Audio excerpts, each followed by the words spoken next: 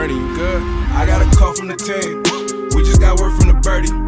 Nobody fucking with us on the music. Keep going 30 for 30. She wanna ball with the team. She don't know this shit a journey.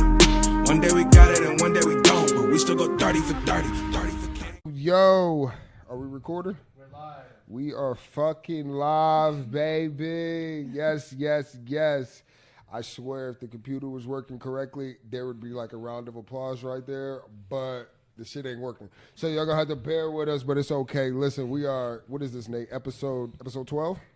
Episode 12 of State of Shenanigans, SOS. Thank you for tuning in. God damn it, I'm the host with the most. God damn it. No, I'm playing. Listen, they call me Ace Deuce. You know we on the 1 and 2s. Listen, today, guys, we got a special guest for you. Listen, credit guru. All right. Listen, can we get a round of applause? Like I said, it ain't working. But round of applause for Stella Rose. Let's do it. Come on, introduce yourself. Tell us a little bit about yourself. I'm Stella Rose. I've been doing credit repair and funding for about 2 years now.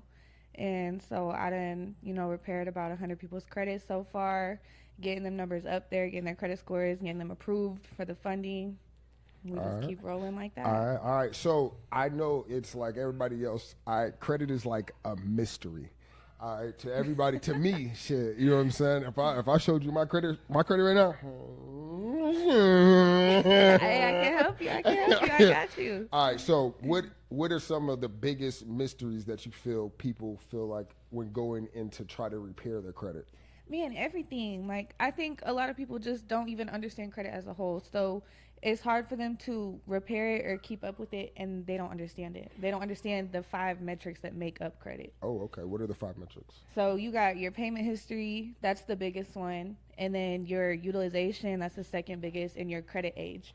And then the other 2 are smaller ones. They're the inquiries and then the credit mix. So those are worth like 55 points each. So they're not huge. So if you can get the payment history, the utilization, and the credit age down, you can be easily at, a 690, 700 just off that.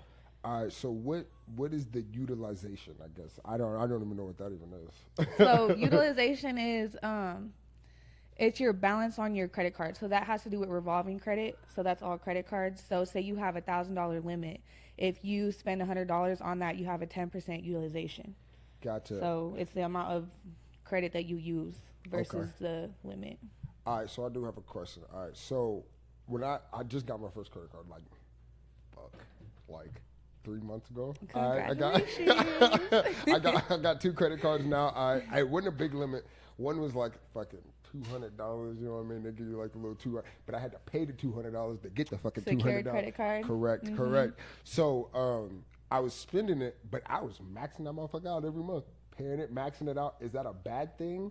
Or is that a good thing to be 100% in the utilization? So utilization, you can max out your cards as much as you want. Utilization is only reported 1 day a month. Okay. So you want to go and you want to look when you get your bill, look for your statement closing date, and that's the date that it reports to the credit bureaus. So as long as you have it paid down to under 10% by that date, then it's perfect.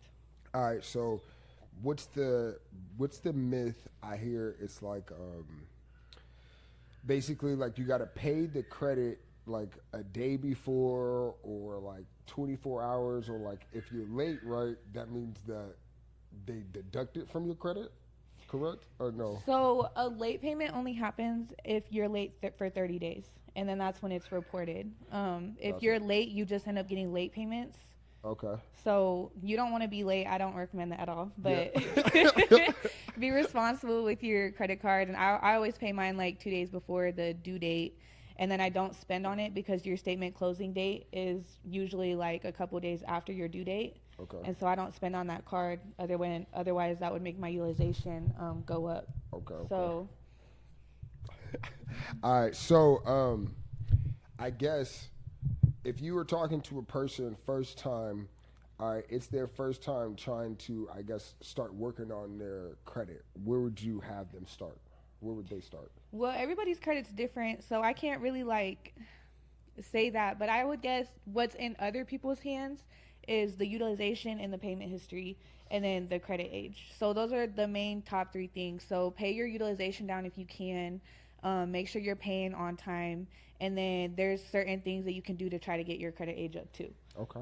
So And then it's a 7-year period, correct, for the credit before it drops off. yeah, 7 years. Years? 7 year period, but 7 we can years? get those off before then. Okay, all right. This is another thing.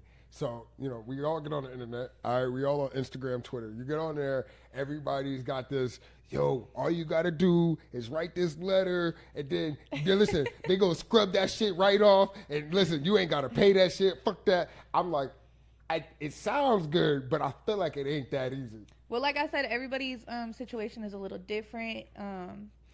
There's a bunch of different methods that you can use to get things removed. Those template letters I kind of played out because when you're sending letters to the credit bureaus, they have what's called an e-Oscar machine. Okay. And so they're just feeding these letters through that e-Oscar machine. They're not even opening them and reading them themselves. So in order for you to get it to a person, you want to speak the same language of the e-Oscar machine. Okay. So what I do is I leverage what's called Metro 2 compliance, and I speak the language of the e-Oscar. So then that's how we're seeing more removals quicker. Okay, and then e-Oscars, is it a program or is it like an AI program, or is it kind of like a? It's a web-based computer system. Gotcha. Okay. All right. Shit, you learn something new every day. God damn it. All right. So tell us a little bit about yourself. Well, before we even get into that, please share the name, the business. Come on, tell us about it. You know what I'm saying? A little bit. The name. How'd you come up with the name? All right. First, come on, go ahead. You got to tell the viewers the name. Okay, so the name of my business that I came up with was A1 Prolific Resolutions. And I don't know if anybody's a Nipsey fan in here, but I'm a huge Nipsey Hussle fan. So, he talks about in Victory Lap 2 how he's prolific, so gifted. Yeah. And so I think I'm prolific. So that's kind of what I came up with my name. And then it's a resolution because if you follow me on Instagram or anything, I'm always talking about funding, and my goal is business funding, and you want to keep your name very basic. You don't want like credit repair or trucking, LLC, or anything like that in your name, because that's a red flag to the banks and they'll deny you. So I kept it basic, and I still kind of spice it up with the prolific. All right. The marathon continues. Let's go. All right, so how can they find you on Instagram? My Instagram name's _Steezy Stella. Steezy Stella. Hey, everybody go go follow _Steezy Stella, baby. All right, so tell us a little bit, what made you kind of get into credit repair? What made you kind of go that journey? I was actually trying to start a jewelry business, and I was learning how to make grills and all that. I had found a grills instructor on Instagram, and I popped on one of his lives one day. Went to New York, did you? Yep, I went to New York, and I went to his in-person class too. But this was a little bit before that. I popped on one of his lives, and actually my current mentor, his name's Darius Benders, he was on live coordinating with my grills instructor, and was basically like, if you need funding for this, I'm going to have a class, and I'm going to teach you guys how to repair your credit and get funding from the bank so you can go get the machines that you need and all that. So I tapped into his class, and ever since then, I kind of, started off as like a little side hustle to try to fund the jewelry program. But then I found out I have more of a passion for it and helping other people, and it got lit from there. So okay, all right. So basically it was a funding program to start the jewelry that you wanted to do, and then you just kind of was like, you know what, I kind of actually like this. This is my little thing. So you know what I mean. All right, I could dig it. I could dig it. All right, so I guess what are your next steps? Like what is next for Stellar Rose within the next year, 2 years? What do you expect to accomplish, I guess, on a macro level as far as your business, and then what do you expect to accomplish on a micro level as far as your business? So currently on the micro level, I'm working on some digital products. So I got an ebook out now that's basically the fundamentals of credit, and I have a few plays on removing negative accounts and all that.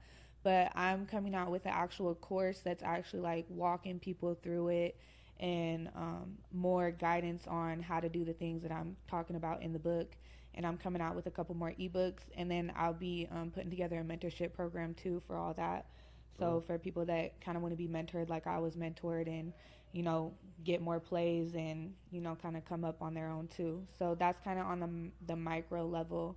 And on the macro level, I'm planning on connecting with more people, going on some more podcasts, things like that, and kind of just getting my name out there. My mentors are actually multimillionaires. Okay. So they got some big connections that I can get in the rooms with, and to really get my name out there and on a much bigger level. So. All right. Network is the best work. I swear I tell people that all the time. Network's the best work. All right. Let's see. Oh, I just had the question in my head. I don't know how I forgot it. So I guess, that's what it was. I'm a bookworm. All right. Everybody knows that I like books. I'm in sales. All right. So I have to read a lot of books just for negotiating stuff like that. So I know, what were some of your like kind of first books that, that you kind of gravitated towards, or, was everything just kind of more Instagram and you were just kind of learning from that way, or were there some books that you picked up for credit repair that kind of guided you in a certain way, like your first couple books? There's not too many books on credit repair specifically, but I'm like a very big mindset person, because I think everything starts with your mindset. Everything, like in business especially. And there's a book that's one of my favorite. It's called Can't Hurt Me by David Goggins. I don't know if you know who he is. I do know who David Goggins, but I haven't heard of that book. He's a real hard dude. Like, he's been through a lot, and basically his book is about how our bodies hold us back more than our mind. We're capable of a lot more than what our bodies let us do. So David Goggins is the ex-Marine, isn't he? Yep. Yeah, he be doing the crazy. Yep. Yeah. Now that dude, listen, you could take some pieces from him. That man right there will. I don't even want to be. No, don't challenge him to nothing. Listen, you got me. You won. No, that's good. Let's see. Well, I guess what do you want the people to know? Since you're going on your network tour, what is it that you want to inspire the people? Man, I really just want to inspire people to follow their dreams and don't let, money hold you back. I think that's the biggest thing, and that's why credit is so powerful, because America is one of the only countries where we can go to a bank, to a lender, to somebody else, and borrow money from them. Yeah. In a lot of other countries, they don't have the opportunity to do that. If they don't have 20,000, then they don't have 20,000. Like, so being able to fund people $100,000, $150,000, $200,000 is a huge big deal, because people go out and they start businesses and they change the whole trajectory, of their life. Like, you can be broke, and then 6 months from now you can be up $100K. That's facts. And when you look at Walmart, you look at Target, you look at the mall, anywhere, they're all in debt, but they're leveraging that debt to make them more money, to make them millions of dollars. So a lot of people are scared of debt, and a lot of people talk fear into people about debt and about credit. And so I just like inspiring people, like, it's possible to do a lot more with this, and put the fear aside and take that risk, and jump off the porch. So what you're saying is not all debt is bad debt. Nope, there's good debt out here. So I can guarantee you, all the millionaires that y'all see on Instagram, on anything else, they get in debt every day, but they double that. They flip it. Gotcha. And then they go and they pay it off, and they get in more debt, and they repeat the process. Gotcha. And they're making millions of dollars doing this. So is it a myth that you need money to get funding? No, you don't need money to get funding. You can have $0. You can have a brand new LLC and go get funding tomorrow, as long as your credit profile is structured correctly. What does that mean? So I would say your credit profile you need to have 100% on-time payments. Your utilization needs to be below 10%. Your credit age should be 4 to 5 years. And then you should have less than 3 inquiries and a good credit mix. So I would say you want to have like 8+ accounts that are primary in your own name. And I would make those, 4 installment accounts, and like loans, installment loans, car loans, mortgages, school loans, anything like that. You can even do secured loans, anything like that. And then, have some good revolving credit too, like credit cards, or you can do credit building apps too that report as credit cards.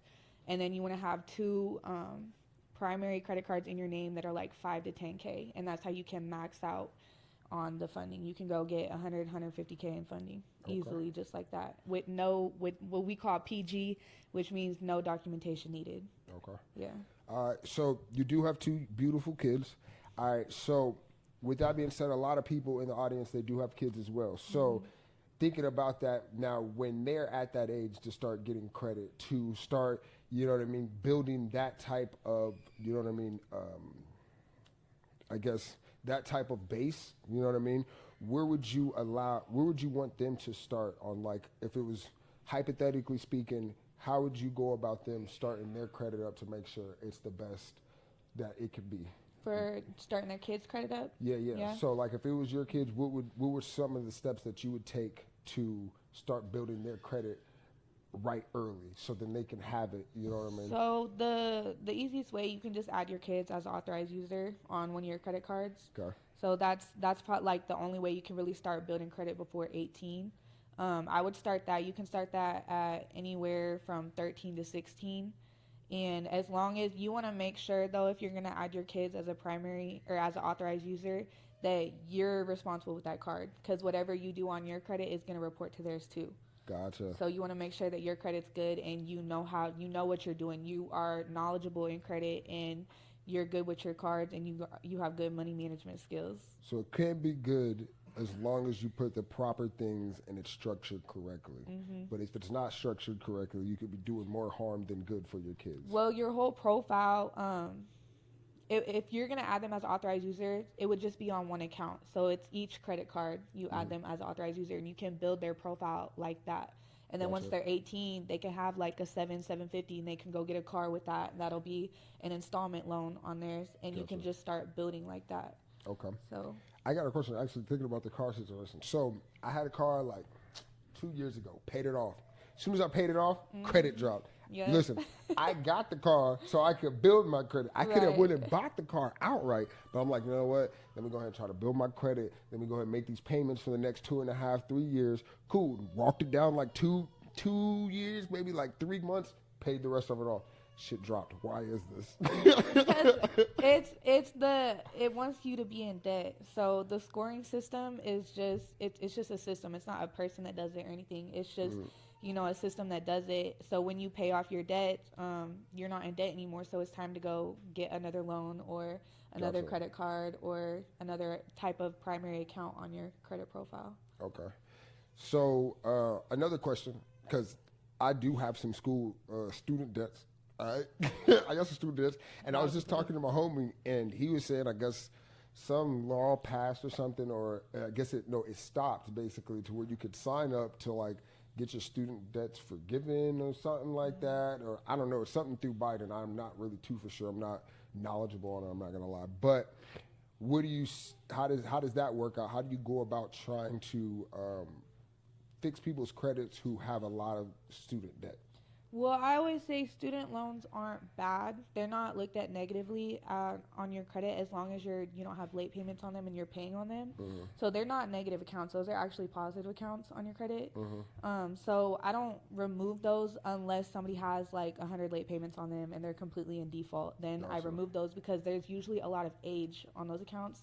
So you want to keep those accounts on there if possible, because usually that's like one of the first credit accounts that people have. Gotcha. They get out of school at 18 and go to college. Cool. And so that's like one of their first accounts, and you don't want to lose all that credit age. Gotcha. Okay, that makes sense. So you want the student debt doesn't fall off. No, it don't. Damn, like that about a motherfucker. You gotta pay on that. I'm sorry, but yeah, you gotta pay on that or do the program or however that works. But all right. Another question. Okay, so say my credit. All right, and shit. All right, listen. It could be this. It could not. But say my credit was like 640. 630. You know what I'm saying? That ain't even bad though. How long would it take me to get to 700? It's different. It just depends on what is on your profile. Like, you have negative accounts on there that need to be removed. Is it because your utilization is high? Do you need to add age to your credit profile? Like, every credit profile is different, so I I can't give nobody like a time limit until I like thoroughly look over their credit profile. Gotcha. So it's all kind of depending on that situation or that specific client. Yep. So, because if your utilization's high, you know, that makes up 165 points worth of your score. So the higher the utilization, the lower your score is going to be. So if you pay that down, but you know, it's different situations. Like you could have a $2,000 credit card maxed out that is easier to pay down, or you can have a $10,000 credit card maxed out that is a lot harder to pay down because there's interest rate is just snowballing on it every month. Gotcha. So if that's the case, you can go get like a debt consolidation loan or a personal loan, and then you can use that to pay off the credit card, which will lower your utilization because loans don't count towards utilization. So then once you get the loan, you'll have a fixed rate every month and probably a lot lower interest rate than the credit card. Gotcha. And you'll be able to pay that credit card and your utilization go down and your score will shoot up.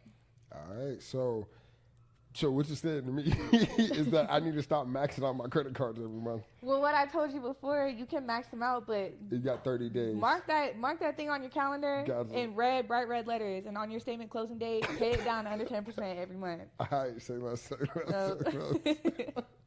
I can't do it. And then I don't know what I'm guessing. You got a Capital One card. Yeah, I got a Capital One, and I ain't saying get rid of that, but don't apply for no more Capital One cards. Well, if I get rid of it, it's gonna drop my score. Yeah, don't get rid of You it. see Don't what get I'm rid of saying? it. But don't apply for no more Capital One. Capital One's the worst. Like that's What? what I always tell people because they're gonna try to lowball you. So if you bank somewhere, I always try to go through them, especially if it's a credit union, because they be giving out the bag. And if you know if you're good to them, if you build a relationship with them, they're gonna give you a bag. Otherwise, there's credit building apps like you can check out Self, Kickoff, What about Credit Karma? Credit Karma. No, check out Credit Strong Credit Strong. for credit building. All right. Yeah. All right. So get rid of Credit Karma. Well, Credit Karma is cool to look at your profile. Your scores aren't accurate. I I'm gonna thought tell they you only that. give you like 2 bureaus. Yeah, Isn't it 2 bureaus? TransUnion and Equifax. So what are the? I guess give us a quick overview of the 3 bureaus. So there's a lot of those are the main bureaus. Oh, there's more. Oh yeah, there's secondary bureaus. Okay. All So- right. Okay. So there's and then there's TransUnion, Equifax, and Experian. Those are the 3 main. LexisNexis is on the verge of being a main, and then it's a secondary too. And then there's a lot like Innovis, LexisNexis. There's a lot of secondary bureaus. They all house different information. So what the main credit bureaus do is they go to the secondary bureaus to basically verify your information. So what I always do to my clients when I'm removing their accounts is I go and I freeze those secondary bureaus. Because once you freeze them, they can't get access to that information, so they can't properly verify it. Gotcha. But I would they can ask verify it. I would ask how you gotta freeze it, but if you want that, then you're gonna have to pay for her fucking services, motherfucker. So we ain't gonna give you all the fucking juice, goddammit. You ain't get all the juice here, motherfucker. Take your ass somewhere else. Fuck. No, you're gonna go right there to Stella Rose. You gonna pay how much you got? Do you got set prices or what? I mean, it varies depending because I'm pretty fair to people. If you only have like 2 accounts that need removed, it depends on how much they are for. But say you have like a $200 collection, I'm not gonna charge you $1,000 to remove that. Gotcha. But some people, their profiles are very extensive and they need a lot removed. So I do charge anywhere from like $1,500 to $2,000 for that. Because I mean, I dispute until we're good. So that can take anywhere from 3 to 6. To 7, 8 months, like just depending. So are they putting money up front? Are you getting your money a bit up front, most on the back end? I do make sure that I get, a good amount up front, but I do offer payment plans. Like I work with people, I understand if their credit's not the best, maybe their funds aren't the best either. So Gotcha. All right. Yeah, make sure. I guess where we at, Nate? 25. Nah, we're gonna keep going. You got anything else? What do you got for the people? So I mean, I got a lot of game. Come on. I can drop some game. We here. Because I've talked about the 5 credit metrics. So the payment histories and the utilization. I gave y'all some game on lowering your utilization if it's high. If your credit age isn't up there, you can, if you got somebody that you can trust, you can go and become an authorized user to up your credit age. So me personally, my dad has had a credit card since like 2018. So I became an authorized user on his credit card, and that upped my age a little bit because it's an average. Okay. So, and one thing that you don't want to do is go add a whole bunch of accounts at the same time, because it's an average. Your age is average, so that's gonna plummet your age, and it's gonna make your score go down. I did that. And then another thing you can do for the age is you can report your rent, and it'll backdate for 2 years. And some accounts backdate farther than that too, so that adds credit age to your profile as well. Okay. Or you can go purchase a trade line if you don't have anybody that you trust as an authorized user. It's basically the same thing, except you're paying money for somebody's account that they put online. Okay. So. All right, I got a question. I guess these are real day and age questions right now. All right. So, how do you tell the difference between a scammer and the real person? Like when it comes to credit repair? Yeah. Like, Okay. you know what I mean? Because I know there's a lot. That's my biggest fear. Because I know there's a lot of people out there. I'm like, listen, I don't know, like, but I can't tell the difference. So I'm just like, nope. I just kind of just nope. Well, first of all, success has receipts. So if Correct. somebody's not constantly posting their results, if they're not, and I mean in real live time, like not just like, screenshots. Like I always show the date when I post mine, and I show the time, and people know what my computer looks like, so I like make a video, and I'm, it's realistic. It might not be like the prettiest looking, as some other people, but it shows people that I'm genuinely getting these accounts removed on this day, and I've been working towards it. It shows when I originally first started compared to the date that it is now, and what we've gone since then. And then another thing I can say is stay away from people that are like, I can clean your credit in 30 days, guaranteed results. Like things like that are a big red flag, because like I said, everybody's credit profile is different, and it takes different times to get things removed. Like the bureaus get paid to keep this information on our credit reports, so they're not going to let go of it lightly sometimes, you know? So I don't ever advertise none of that. Like I can get you results for sure, but I'm not going to guarantee it's in 30 days, you know? So. Job gets done. I can't guarantee how fast, but it's going to get done. But we're going to get it done. So we're going to get you results. I've cleaned people's credit in 30 days. I've cleaned people's credit in 60. I have some people I've been working on their credit for about 4 months now, and we're starting to see accounts fall off quicker now. But it's different for everybody. Like. Okay, so I got a question. So we talked about earlier about scaling the business, your micro and your macro. Are you looking to continue what you're doing right now by yourself, or do you want to in the future try to build a team, try to build, like a little agency? Not little agency. Don't let me do that. Don't let me do that. Damn. Let me big you up. Big Stella Rose. My bad. Hold on. Shit. Agency. God damn it. Do you want to build that agency, or do you kind of want to just continue going solo? So I'm definitely gonna need a team eventually. But what I do want to transition to is I don't want to do credit repair for the rest of my life. I want to teach it, because when you're servicing people, you're limited. I can only service so many people, but I can teach to the masses. Okay. And I think that what I've learned in credit repair is a lot of people, there's clients I've had that have had their credit repaired in the past, and they're back in the same situation. So it's like if people aren't knowledgeable about credit and how to handle credit and money management and just financial literacy altogether, then they're going to end up back in the same position. So I have more of a passion for teaching it than I do for like actually servicing the people, if that makes sense. Okay.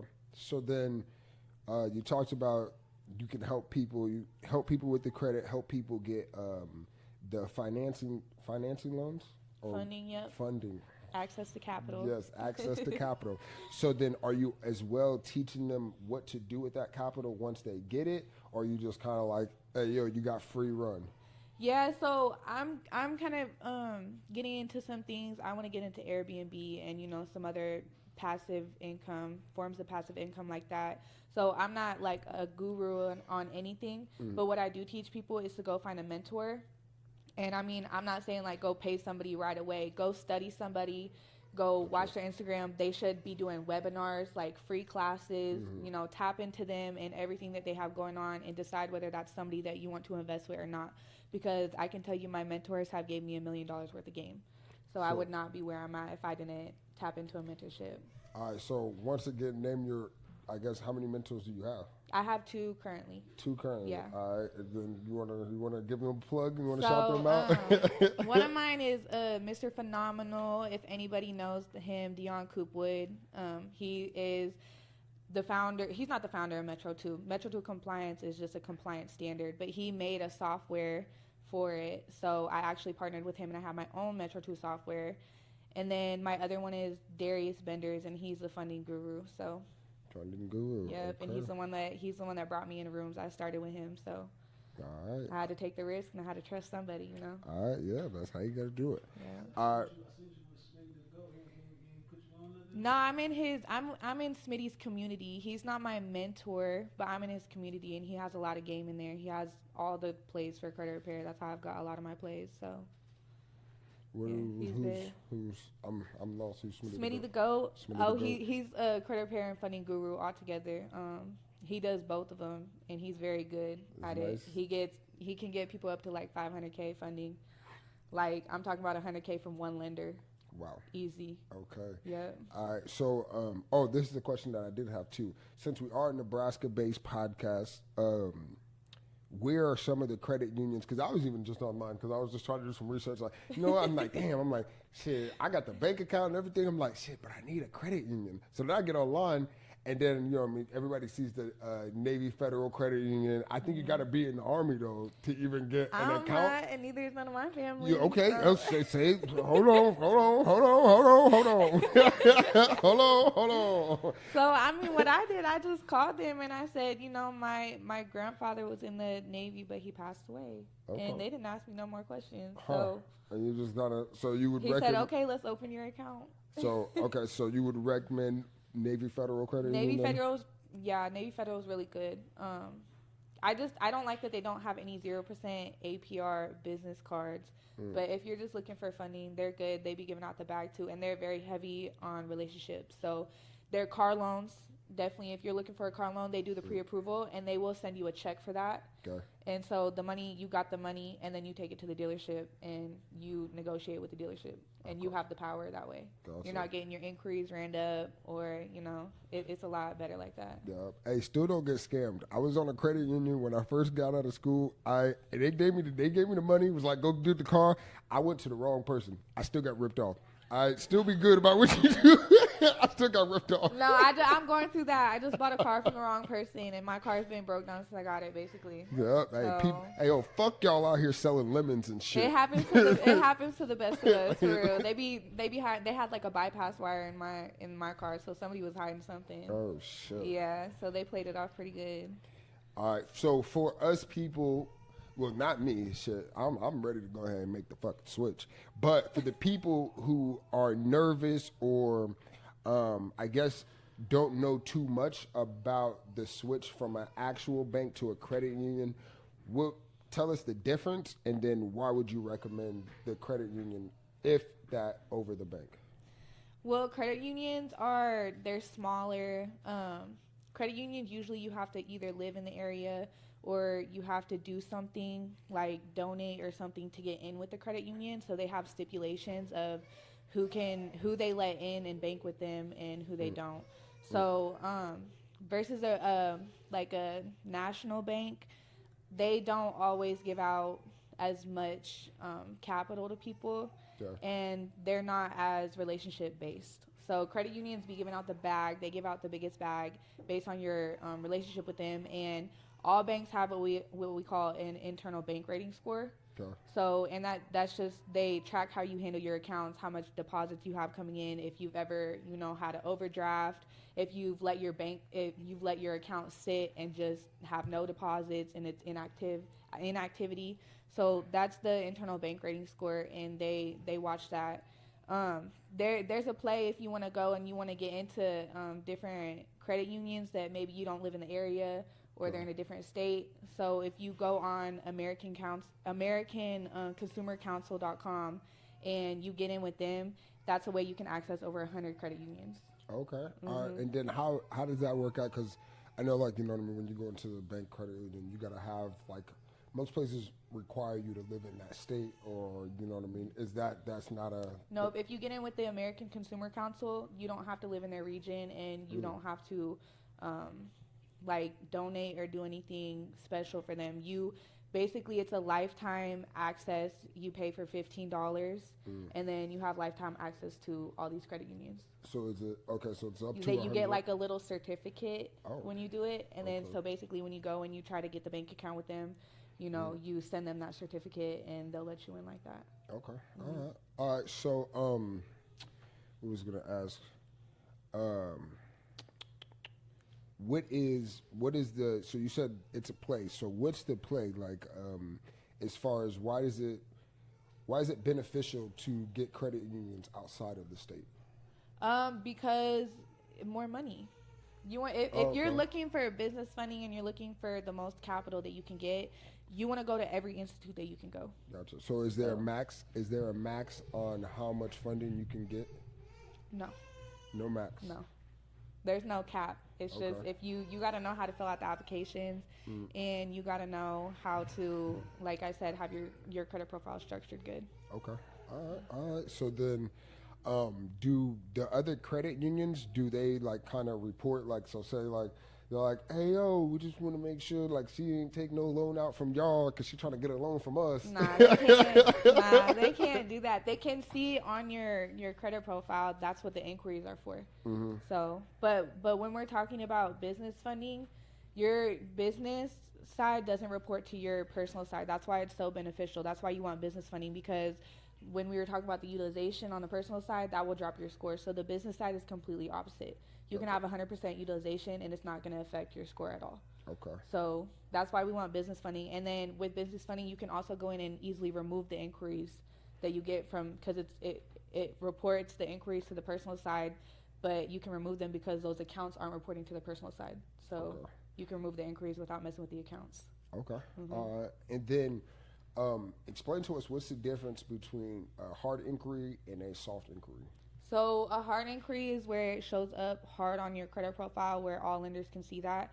And a soft pull is where they basically just kind of take a quick look at your credit profile and they either give you an approval or a denial based off that, but it doesn't show up as an inquiry on your credit profile.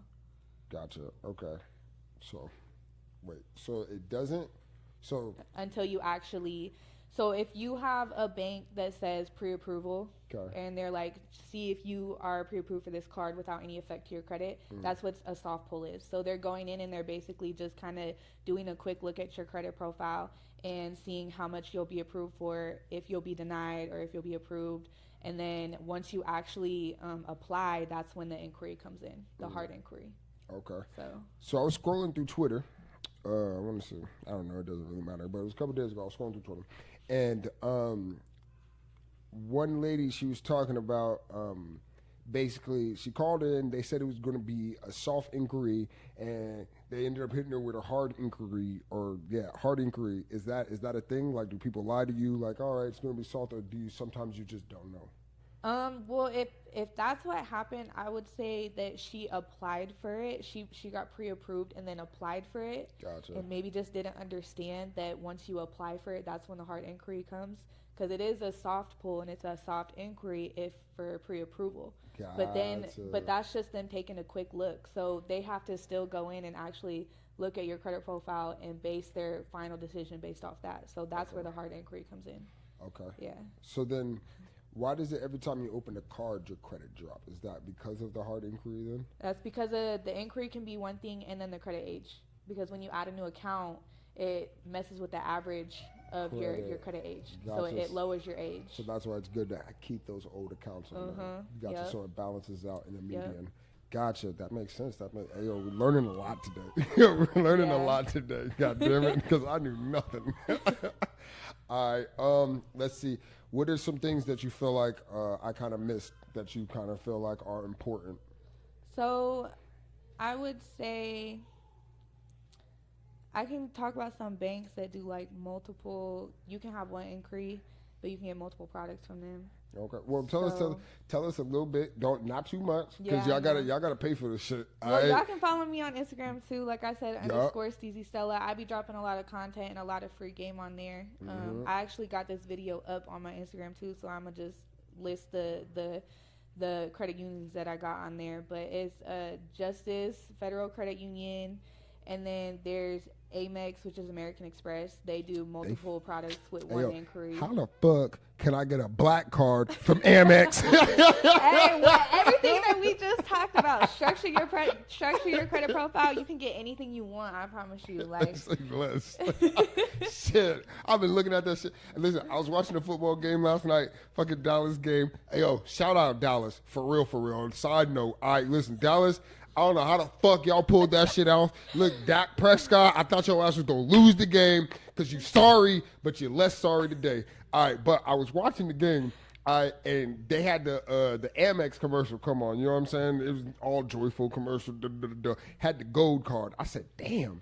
I barely got a Capital One card. How the fuck I'm gonna get an Amex? So I'm still trying to figure that out. Are they like what? Is they hard to get or like? Because I don't know. I don't know nobody with an Amex. First and foremost. All right, man. I don't know what circles I'm running in, but I don't know nobody with an Amex. God damn it. Because they don't know this game. They need to tap into this game. That's why.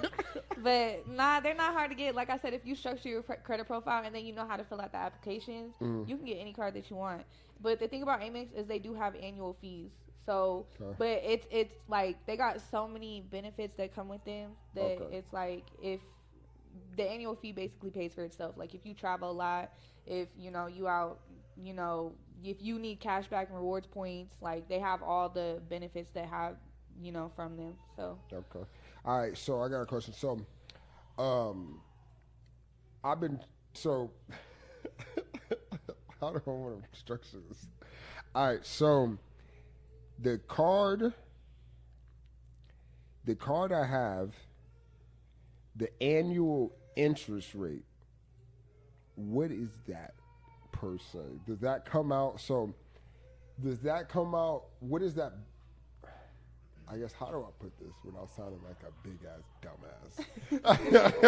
So your APR is it's monthly. Okay, so it's like when you get your bill, if you don't pay that bill in full, it adds interest to whatever balance is still on it. Okay. Say you got like a $500 bill. Say you paid $250 on it.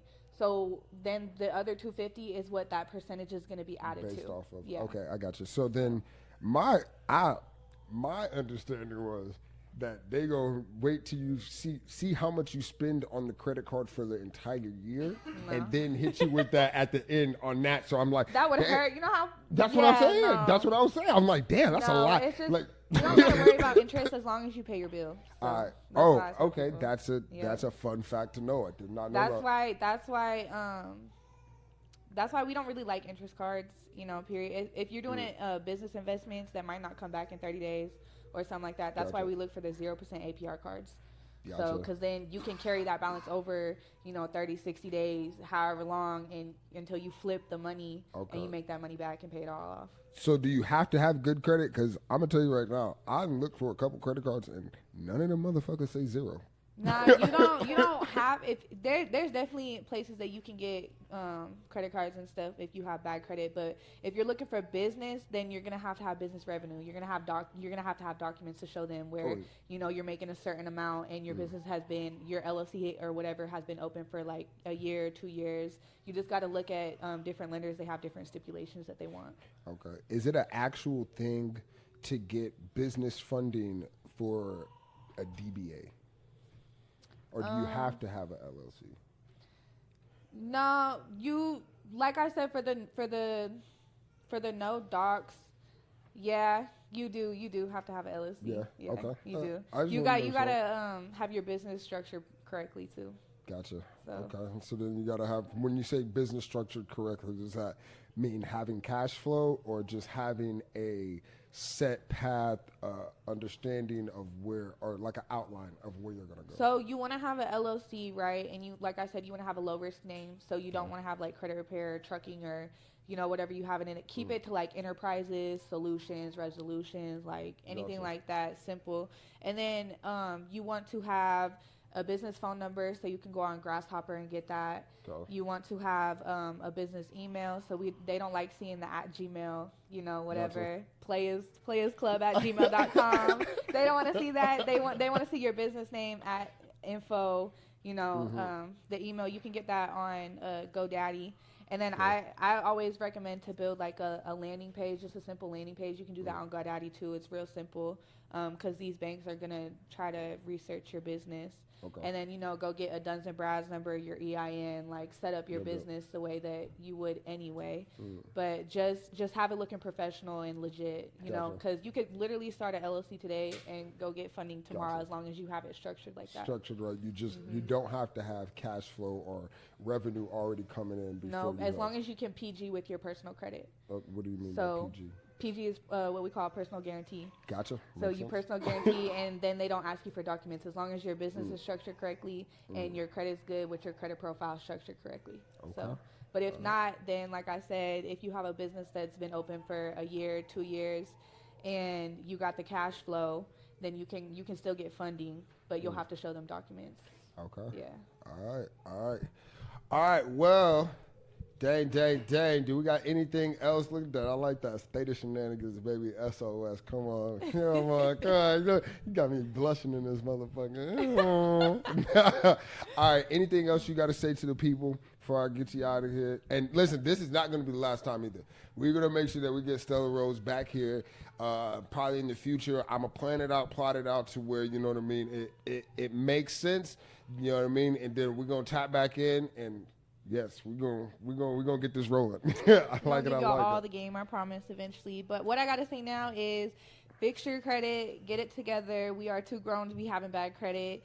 We're too grown not to be investing into ourselves and investing in our futures, especially when y'all know credit affects you every day of your life. If you need a car, you got to have credit. If you need an apartment, you have to have good credit.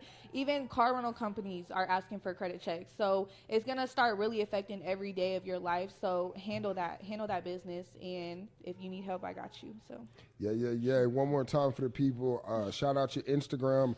If you got a landing page, where can they find you? Or can they find that through the Instagram? They can find that on my Instagram. I have all my stuff linked in my Instagram, so _Steezy Stella. You can follow me. I have my digital products on there too. And then, like I said, I'm coming out with a course. I'm coming out with a few more ebooks and a mentorship program for those that want to learn how to do this themselves too. See what I'm saying? So when I say we're going to tap back in, by that time we tap back in, e-learning courses, all that's going to be up and running, and y'all going to be able to find that too. All right? I promise y'all. We here. Yo, I appreciate you for coming on today. Thanks for having me. I hope you had fun today. You know what I mean? We did have some technical difficulties at the beginning, but we here, perseverance, and that's what we was just talking about. Yep. Perseverance. You know what I'm saying? We got to pop in. Hey, we here. Hey, yo, that is it. Signing off for episode 12 of SOS State of Shenanigans.